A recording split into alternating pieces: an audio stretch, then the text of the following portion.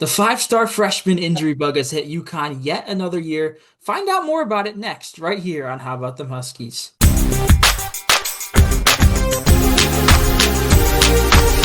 Welcome to episode 139 of How About Them Huskies. As always, I'm your host, Connor. Just joined by Andrew for a bit of an emergency style episode. We were planning on putting out some previews this weekend for the team.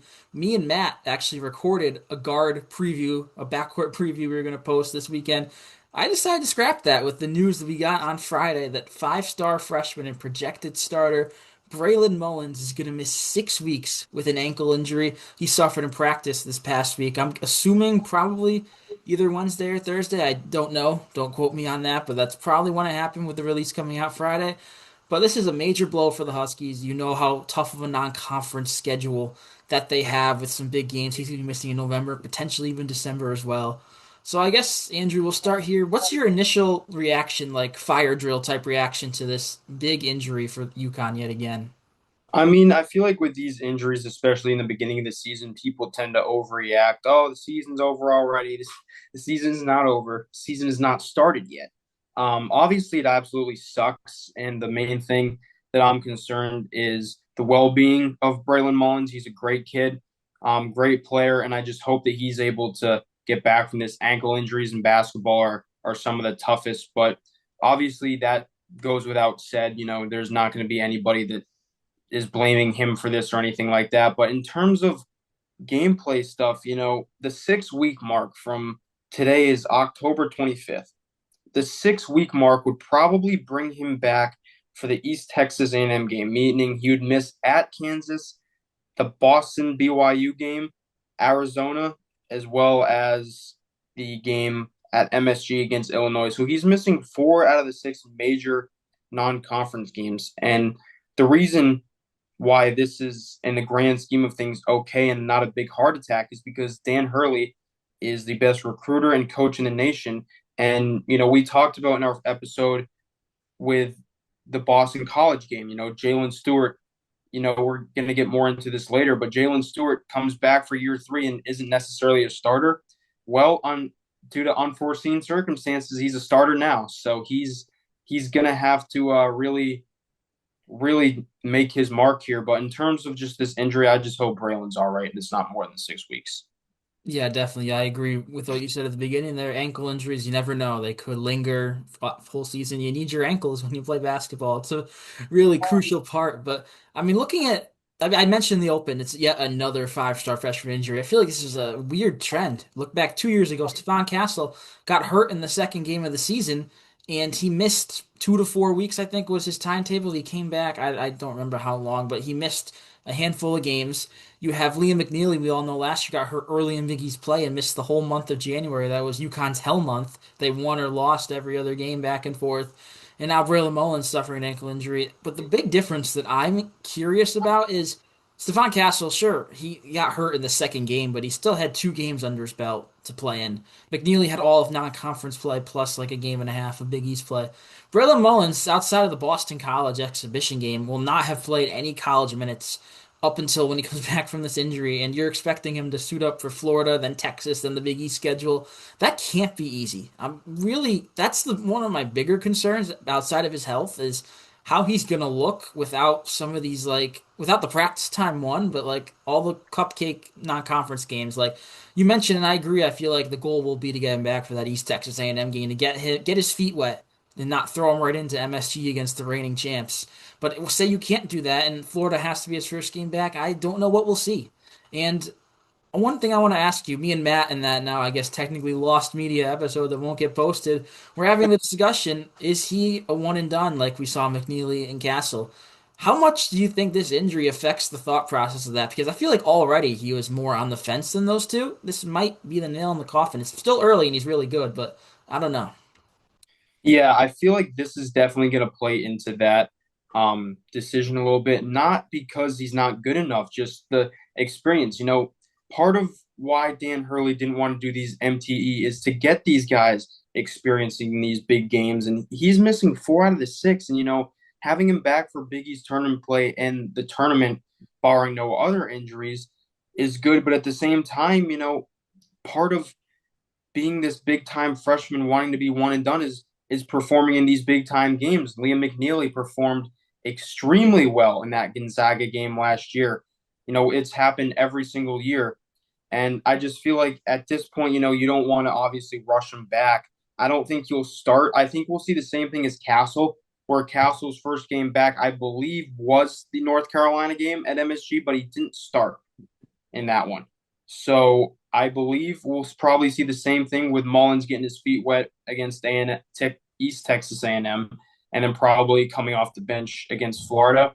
But in terms of the whole one and done thing, I think this kind of does make him put the nail in the coffin. And I'm not complaining at all because I'd love to have him back next season. But at the same time, it just sucks. I feel terrible for the kid. Yeah, I agree, and I feel like this raises a bit of a question about the practices that Dan Hurley has. Maybe it's a coincidence, but I mean, you can go back to years past too, where we've had some early season injuries. But I mean, Terrace Reed Jr. missed that exhibition game. I heard, and the rumor is he's going to miss the next one too. He has a hamstring injury. You have Silas Damari, who missed that first one with a calf injury. Now Braylon Mullins is injured with an ankle injury. Those are three injuries to three starters in practice.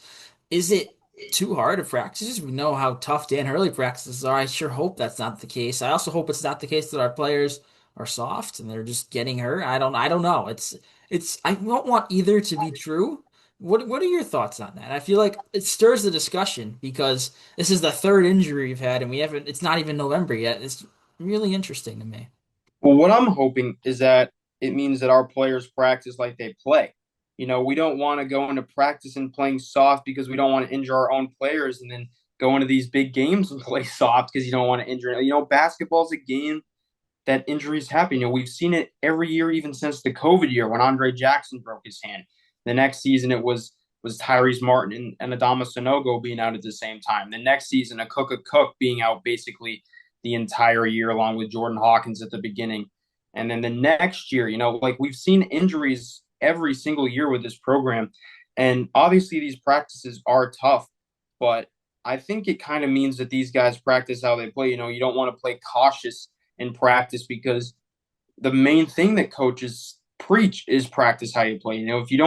If you wouldn't take that rep in a game, don't do it in practice. And I feel like, the unfortunate part of the situation is that if you play hard, people will get hurt. Um, but I don't think obviously any of this was intentional. I'm not saying that, but I would rather see our guys play tough in practice against our own guys than play soft just to try to avoid injuries.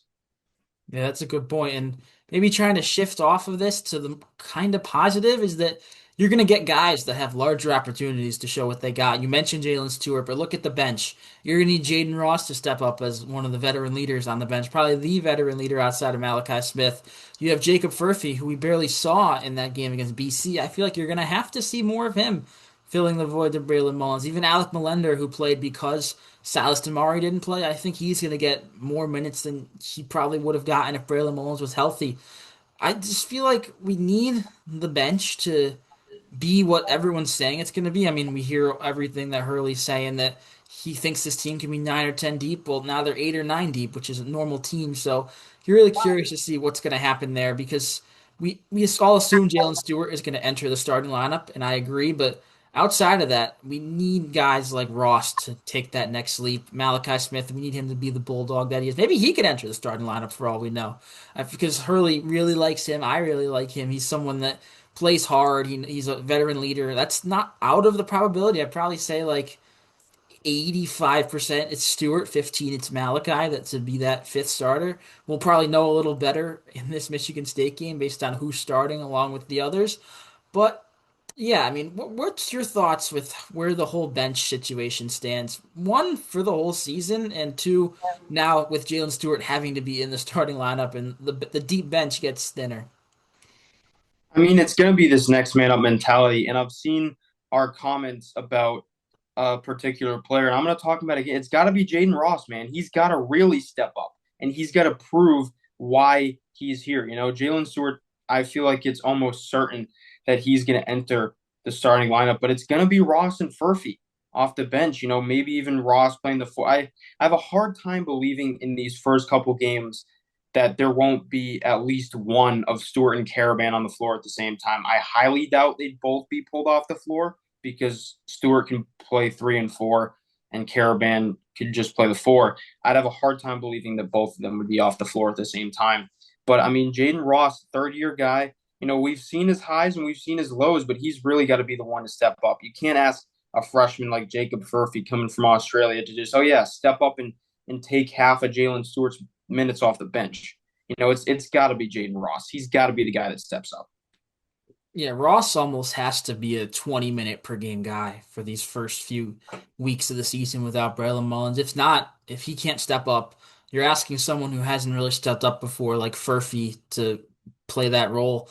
I don't know. I feel like I definitely believe Stewart can be that guy, and I've been praising him to be the starter all year, but I have major question marks after that, which is not good. This Michigan State game is going to be really interesting because you're going to see a lot of weird lineups, I think. Try to see what meshes well. You could see one with Ross, Stewart, Furphy, Malachi Smith all on the floor at the same time. Just see who meshes with who performs where. You may even see a small ball lineup just to try it out. Say Caravan at the five, I don't know, Ross at the four, Furphy, Silas, Solo, something weird like that. Just combinations that you wouldn't expect, but you may have to go to because you're down a guy, you're down one of your starters.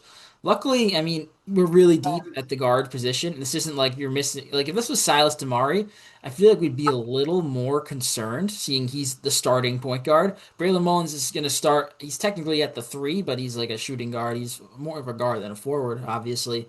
But I feel like he's more replaceable because you have the veteran Stewart behind him. You have Ross who needs to take that leap behind him. I'm just really excited for this Michigan State game that's a couple days away because it's going to answer all of these questions. I feel like that we're asking right now. Who will step up in Braylon Mullins' absence? Especially in that game, Terrace Reed, if he doesn't play, you're without Mullins and Reed. How are you going to perform when you're down two guys? Which, God forbid, we get to that point during the season. But I mean, based on UConn injury history, the past handful of years, there's a pretty good chance we're going to be at a point similar to that. But yeah, should be really interesting. You got any last whole thoughts on this Braylon Mullins injury, Jalen Stewart stepping up situation? I mean, yeah, this game's going to end up showing a lot more than we thought it would. Michigan State is far better than Boston College. And this isn't, I feel like it's not kind of like, it's obviously is a scrimmage, it doesn't count. But if you've watched all these scrimmages, like these teams are playing because they want to win. They want to prove something. US or UCF was really hanging with Duke till the middle of the second half when it kind of fell apart. Towson was hanging with St. John's. Carolina lost to BYU. So these scrimmages mean something. And Michigan State is a really good team. And obviously, I'm not going to be mad if we lose because of barring the situation. But I feel like this is going to show us a lot about Eric Ryba.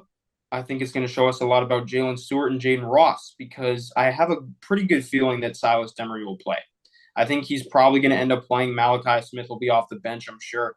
But it's really going to show, obviously not a regular season game, but can Jalen Stewart handle being in the starting lineup against a good team like Michigan State? I think he can, but, we're going to see on Tuesday night if he can. Same thing with Eric Robbie. If this situation with Terrace Reed is worse than we think it is, and Eric Ryba has to start opening night against New Haven, will he be able to hold his own? Even if it gets to the point where he has to start against BYU. So I think this Michigan State game means a whole lot more, not in terms of winning or losing, but in terms of certain players showing certain signs.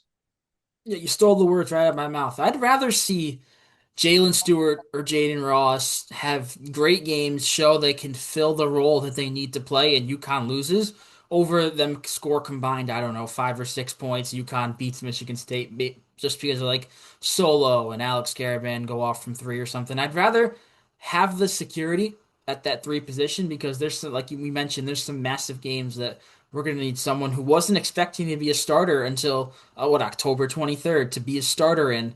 And you mentioned that teams try in these exhibitions. I mean, look at all the star freshmen. I mean, Cam Boozer against UCF had 33 points.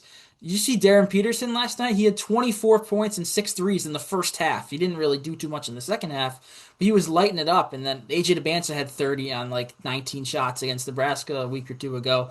These guys show up in these big games. Michigan State is trying to win this game.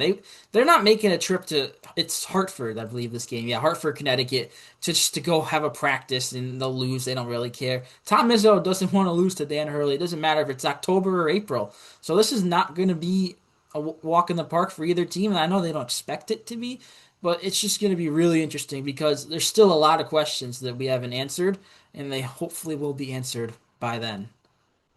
All right, I think that'll do it here for this kind of emergency slash we were due for an update episode here. How about the Muskies?